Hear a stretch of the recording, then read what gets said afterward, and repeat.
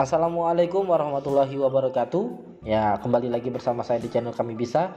Saya akan mensosialisasikan bagaimana sih pendataan KJP Plus tahap 2 tahun 2020 ini. Ya, pertama-tama ya kita lanjut lagi. Ini untuk KJP Plus apa sih? Program strategis dan lain sebagainya, bisa di-pause, dibaca. Lanjut lagi.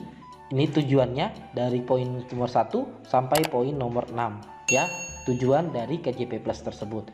Lanjut lagi, ini keunggulan KJP Plus ya. Keunggulannya dari sasaran sampai fasilitas pendukungnya ya, bisa di-pause dan dibaca ya.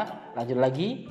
Nah, ini besaran dana KJP Plus ya, dari SD sampai LKP, lembaga kursus pelatihan ya. Saya sebutkan ya, dari SD dia mendapatkan 250.000 per bulan.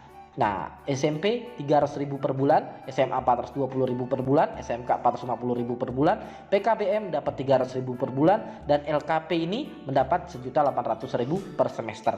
Ya, itu. Nah, ini dana yang bisa dibelanjakan, tetapi untuk saat ini bisa dibelanjakan semua, bisa ditarik tunai semua, ya, karena sedang pandemi seperti ini. Nanti saya jelaskan. Ya, lanjut lagi. Nah, ini penggunaan KJP Plus-nya. Ya, fasilitas program KJP Plus ini seperti ini ya, yang bisa direalisasikan ya, dari alat tulis sampai membeli alat bantu disabilitas ya. Boleh beli sepeda, boleh beli komputer dan laptop ya, boleh beli di sini flash disk ya, dan alat praktik yang lainnya ya, di sini boleh. Nah, untuk fasilitas lain yang didapat, ini ada gratis Transjakarta, masuk Ancol, museum, Ragunan, Monas, dan belanja 6 jenis pangan murah. Tapi untuk dari poin nomor 2 sampai ke 5 ini, sampai ke 6, nah ini tidak bisa direalisasikan karena sedang pandemi ya, jadi tidak bisa ya. Lanjut lagi. Nah, ini penggunaan KJP Plus selama COVID-19. Nah, ini bisa digunakan sebagai biaya rutin dan biaya berkala dapat digunakan untuk kebutuhan pangan, kebutuhan kesehatan, kebutuhan pendidikan. Jadi cuma poin 3 ini. Nah, serta bisa digunakan setiap bulan secara tunai atau non tunai. Jadi setiap bulannya bisa dicairkan langsung melalui ATM ya, ATM terdekat, ATM DKI ya. Lanjut lagi. Nah, ini untuk larangannya ya, dari poin nomor 1 sampai nomor 23 ini bisa dilihat ya, bisa dicek di sini, langsung di pause aja. Lanjut lagi.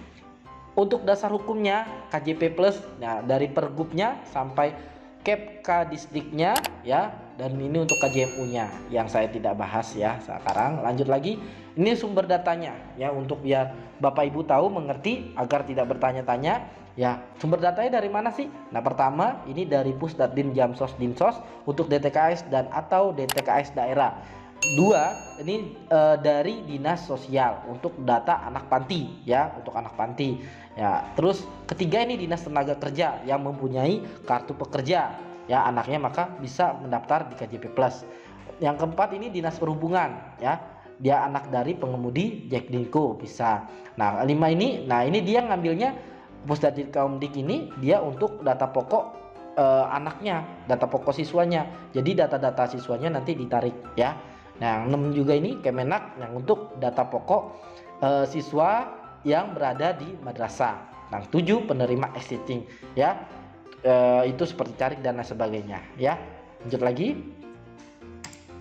Nah, ini persyaratan KJP Plus-nya. Nah, ini umum yang dulu, dan ini kartu pekerja, Jaklingko, dan anak asuh. Nah, kita sekarang berada di poin kedua ini ya, seperti itu. Lanjut lagi. Nah, ini mekanismenya dan timeline pendataan KJP Plus tahap 2 tahun 2020. Dari tanggal 18 sampai 24 itu dia pemadanan data ya, dari Dinas Sosial, dari Dinas Tenaga Kerja ya, dari Pusdatin Jamsos ya, dari anak panti dan lain sebagainya. Nah, step keduanya 25 sampai 8 Oktober ya, 25 September sampai 8 Oktober dia ini ya, nanti akan ada pengumuman dari sekolah ya. Itu kalau seandainya dia terdaftar, maka akan diumumkan oleh sekolah melalui website, Facebook, dan lain sebagainya ya. Lanjut lagi. Step ketiganya 9 sampai 12 Oktober untuk verifikasi dan persetujuan kepala dinas ya. Seperti itu. Step keempatnya 13 sampai 15 Oktober untuk penetapan penerima melalui keputusan gubernur ya. Nah, tapi kalau nggak terdaftar gimana? Bisa menghubungi langsung Pusdatdin Jamsos sesuai kelurahan tempat tinggal melalui Bitly Pusdatdin Jamsos DKI ya. Seperti itu. Nah, ini verifikasi sekolahnya ya, bisa dibaca. Lanjut lagi. Nah, ini akan dituangkan di sini. Kalau seandainya sudah sesuai semua, maka akan dibuatkan surat pernyataan oleh kepala sekolah ya. Lanjut. Nah, ini perbedaannya. Nah, ini dari persyaratannya dan mekanismenya atau cara-caranya akan saya bahas di sini ya. Persyaratannya yang lama ini seperti ini ya. Saya tidak baca ya. Nah, kita lihat yang baru. Yang baru itu terdaftar sebagai peserta didik di satuan pendidikan formal atau non formal di DKI Jakarta. Nah, dia minimal terdaftar di Dapodik bagi sekolah dasar negeri ya, atau sekolah negeri ya, seperti itu. Seperti SMA, SD ya, SMP ya, atau SMK ya, atau juga di Kemenak ya, data pokok Kemenak untuk madrasah. Yang kedua, ini terdaftar dalam DTKS daerah, terus kartu pekerja, terus Jaklingko, terus Carik dan anak panti ya, seperti itu. Yang ketiga, berdomisili dan memiliki kartu keluarga Provinsi DKI Jakarta. Itu wajib ya.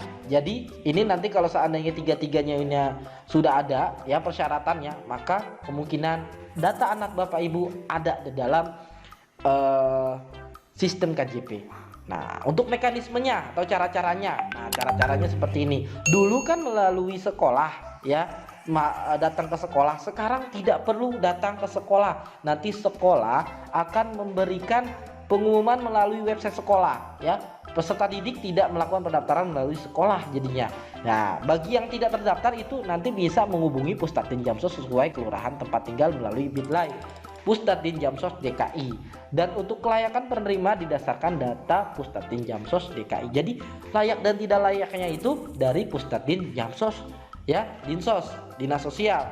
Nah, jadi dari sana semua. Jadi kalau misalkan untuk bertanya layak atau tidaknya melalui Pusdatdin Jamsos ya, sekolah hanya menginput datanya saja ya.